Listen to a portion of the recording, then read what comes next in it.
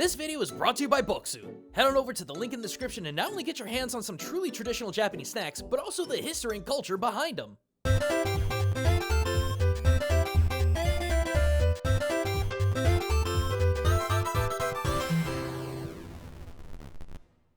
Hey everyone, Gaijin Goombah here, and welcome back to another episode of Which Ninja? A series that looks at media's most popular shinobi to see which are good and which are bad.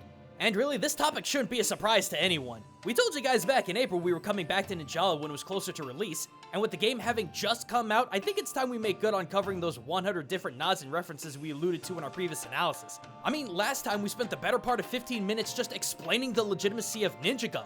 Now we gotta cover the rest of the game. What? I still just don't know.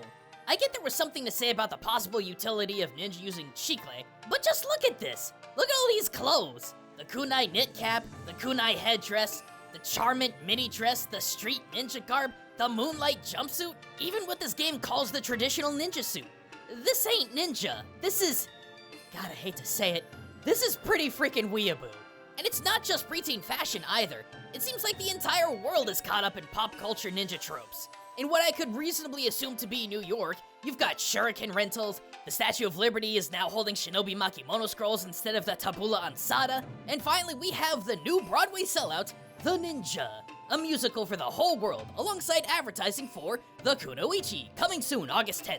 And that's nothing compared to the World Ninja Association Academy, electrode torii gates, traditional kites, shuriken-style gyms. It's this weird mishmash of shinobi tropes, traditional architecture, and modern construction style all rolled together.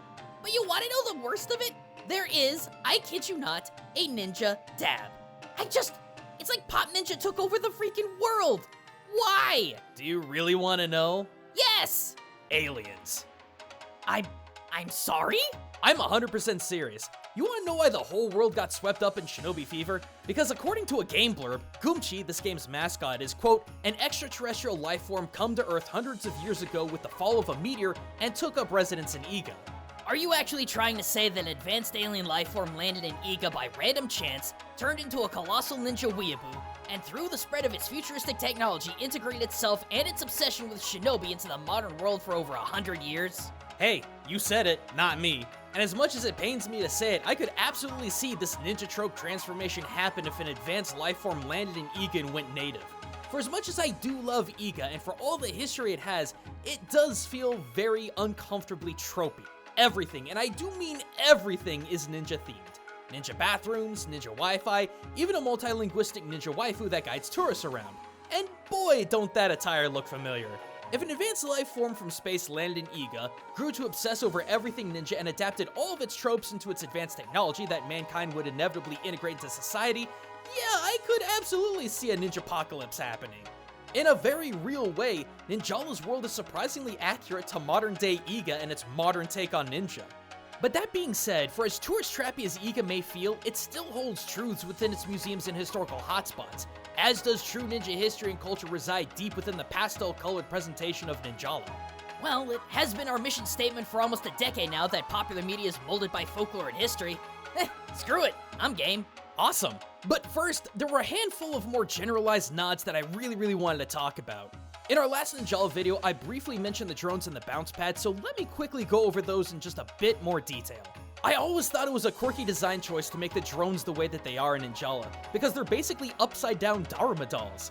Typically red dolls made of soft wood representing the bringer of Zen Buddhism, Bodhidharma. Usually made with unpainted eyes, people would fill in one eye representing a goal, and then once they reached that goal, they would fill in the other. Typically, Dharma dolls were also without limbs, not only to represent the sturdiness and the way that Weeble Wobbles don't fall down, but also due to Bodhidharma's legend of meditating so long his arms and legs atrophied. As for the bounce pads, they one-to-one mirror a small hand drum from Japan known as a Suzumi.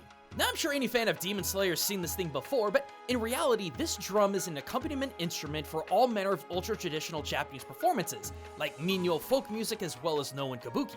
Alright, let's get to the actual ninja stuff. Like, are Ninjala's ninjas actually using gum on their feet to climb walls? Yeah, I know last time I said gum wasn't gonna exactly help with climbing walls, but here we are. Now that's not to say that shinobi would sticky up their feet and climb, but ninja had a plethora of footwear at their disposal to aid movement.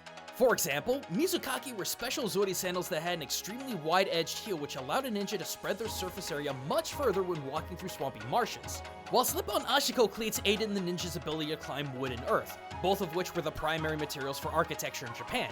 So, I tell you what, I do believe if ninja were able to utilize chicle to help scale walls, I could honestly see them make the attempt. The amazing world of Japanese utility candies and snacks. We mentioned it before, but Japan's got gum for almost everything. Gum for skin and bone health, gum for packing half a cup of coffee into a stick, and gum to even boost your immune system. And that's just gum. When it comes to all of Japan's snacks, each one is as uniquely varied as the town or prefecture it comes from. Something that everyone should have a chance to try, which is what Bokksu is all about. Yes, it's this video sponsor, but hold on, cause this isn't just another mail-in snack service that slaps Pocky, Kinoko no Yama, and some Haichu and calls it a day. Each Bokksu box features a series of snacks unique to regions all over Japan. And not only are you getting local specialties that you wouldn't easily get in stores, but each box has history on not just the snacks, but the places they're from. For me personally, I picked up Bokksu's Sunny Okinawan box this month just in time for summer, filled with up to 25 different biteables depending on which size of box you order, with some of my personal favorites being the Snow Salt Caramel Nut Sable Cookie, the Furuta Seikai Black Sugar Cookie, and my #1 favorite, the savory Kabuki Age Lemon Salt Rice Crackers, with 2 bags of Higa Granny Sanpin Cha tea from the Ryukyu Islands to wash it all down. Yeah, unlike most boxes, Bokksu comes with regional teas to match their regional snacks. But that's not all. Each box contains a booklet of over a dozen pages not only explaining the heritage of every delicious snack, but also information about their homes. In this case, I was pleasantly surprised to find information on Okinawa's regional ingredients, such as Kokuto Black Sugar, Yukishio Snow Salt, and Hirami Lemon as they were used in each snack. So if you want to get your hands on some truly one-of-a-kind snacks from Japan and get culture shocked in the process, head on over to the link in the description and use the code Gaijin10 to get up to $44 off your purchase. Bokksu ships for free all over the world and you can cancel your plan at any time. So come take a bite out of the culture that makes Japan's regional sweets some of the most unique in the entire world. Alright, let's get back on topic here. One thing that really does stick out to me is a trick that I think a lot of players don't really utilize in game, the gum morphing transformation. Basically, this transforms the player into a nearby object in hope of either hiding from players or getting the jump on them. While this seems like more of a ninja weeaboo alien magic, this is actually a more modern take on the Uzura Gakure no Jutsu, a hiding technique that had the ninja ball up tight so that no skin would show and slow down their breathing, literally making them look like a rock or a small dirt hill either at a distance or in dim light. Not exactly the same as turning into a traffic cone, but the principle's the same. But what I'm really curious about are the weapons. How come? Because let's be real here, do any of these actually look like weapons? You and I both know that people will be looking at these things thinking of them little more than the toys they very much look like. But looks can be deceiving. Well, that's very true. And despite how these weapons look, they're not outside the trade of shinobi, each one having roots and tools that ninja were believed to have. Wait, even drills? Like the drill beast weapon? Well, you want drills? Take some drills. Take all the ninja drills. I mean, it's not like Shinobi could run to Lowe's and grab a Craftsman V20 similar to what we see in Ninjala, but in accordance to the Bansenshukai, ninja had drills out the butt. And just to name a few, the Tsubogiri drills, which were circular cutting U-shaped drills to cut out solid holes from sides of buildings, Yarikiri drills that functions more traditionally using torque to cut small holes, and kunai. Yes, kunai were not predominantly used as thrown projectile weapons as even Ninjala would suggest, but rather, it itself was a type of drill for cutting into walls, so yeah, drills are extremely ninja. Fair, but what about the drill beast sub-abilities? Granted, its all allows you to create a massive sword that two-hits enemies and shoots entangling gum, and I don't ever recall hearing about a ninja running around with a nodachi, but the others are right on the freaking money. Like, come on, it could not be any more obvious that the here and there special ability is the so often stereotyped Suito no Jutsu. And you wanna know the crazy thing? It functions in-game identically as it did in real life. Now, I'm sure you guys have seen this before. Ninja hiding underwater using the camouflage of a reed to breathe while submerged. As part of the Chiton Jipo, or techniques of escape using natural elements on Earth, water made for some of the most convenient ways to not only hide from pursuers, but sneak up and ambush targets. And just as Ninja used it in real life, in Ninjala, I would use this technique all the time to not only get away from unwanted fights, but you'd be surprised at how few players keep an eye out for a tiny reed sticking out of the ground, only to get drilled in the face. I suppose then it would be more than a little redundant to compare the game's gumshoot grenade to shinobi bombs. While in-game the grenade explodes into entrapping, disabling gum, Ninja had even more crippling explosives, from Torinoku smoke bombs to Bakuchiku firecrackers to full-on Horokuhiya hand grenades. Alright, so what about the hammer weapons like the completely 90s skate hammer or the Suzumi-inspired drum beat? Well, in the multiple years I've researched for this show, I have never once seen a ninja use a hammer as a primary weapon. But that doesn't exactly mean that they didn't see regular use in Japan. In fact, there are many samurai depicted using the otsuchi, a massive wooden mallet predominantly used for breaching through walls or smashing through arms and armor. And surprisingly enough, that's something that the skate hammer and the drum beat do.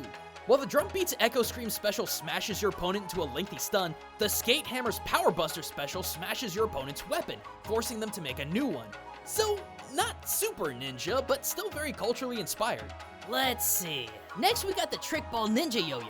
Now, while on the surface this seems like the most not ninja weapon in the game, come on guys, how many shinobi weapons exist that have heavy weights tied to rope or chain? Well, you know what? Let's count them down just for fun. The Mandiki Kusari, Kusari Gama, Shikiriki, Kyoketsu Shoge, Kusari Fundo, the Kaginawa, and finally, the Johyo, commonly known as Kunai with chain! So yeah, weaponized yo-yo. Might be more ninja than you think. As the same could be said about the Trick Ball's secondary abilities. Now, while I can't exactly say Shinobi used explosive offensive balloons, the Beyond Gum and Fujiyama Rocket aren't nearly as far-fetched. The Beyond Gum ability basically turns your opponent into a slow-moving cowpad, easily symbolic of the various debilitations ninja would use on their opponents, such as crippling poisons, blindness, deafness, and so on.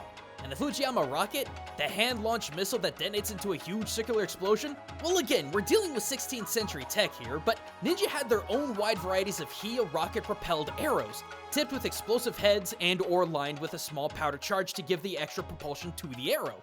Not exactly a brutal AoE, but again, principle's the same. I guess that leaves us with the katana weapons.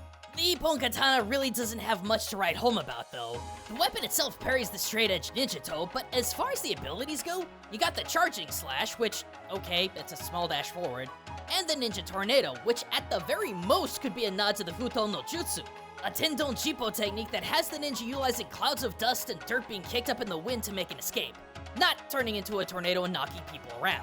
Yeah, and the scroll blade isn't much better. There's the aforementioned kunai launch, which, yeah, we already went over the complexities of free-throwing a drilling spade, and I suppose the piercing mixer might have some relation to ninja through the kikizutsu, a small listening cylinder used to determine the location of people behind walls, but, even that's kinda weak. And I guess the fact that the weapon itself is just a Makimono scroll is just playing off tropes too then, huh? Well, perhaps, but there's another instance of Makimono that could be an interesting inspiration in this game. You know that old-time shinobi stereotype of ninja having big old scrolls behind their backs? While that itself has no real historical significance, I would say that said scrolls possess decades upon decades of secrets that make ninja what they are. Special techniques, recipes, schematics, and other various information that made these scrolls priceless. Now consider the ninja bottle. Similar in size and shape to the scroll, especially with the samurai bottle, but the bottles themselves contain the power source that allow Ninjala's ninjas to do the crazy techniques that they do. So, in a way, I suppose the concept's kind of the same. The source of what makes the ninja strong being both these tube-like articles. It's also kind of cool how the samurai bottle has a kodachi running perpendicular to the Ninjala shinobi. Very similar to what we see other ninja do. Anything else really stand out? Well, I know we're already well over time, but I gotta take us all the way back to the beginning of this video and talk about clothing. Because despite so much of it being built upon the oldest of ninja tropes, there are a few that are definitely worth mentioning. First and foremost, for as goofy as the trad ninja costume is in terms of its patterns, it does consist of the full evening ensemble of a ninja shozoku, complete with a zukin, uwagoromo, hakama, teko, kyahan, and tabi. There's also the hachigane, which according to Gung Ho, 15% of you nerds wore because Naruto jokes. But all things considered, there is a little legitimacy to the plated headband. Traditionally, it was an everyman piece of Edo period armor, so it's not exactly outside the realm of possibility that a shinobi or two would wear it to protect their frontal lobe. Then there's the Ayakashi mask, which the majority of players use for their facial accessory, and with good reason.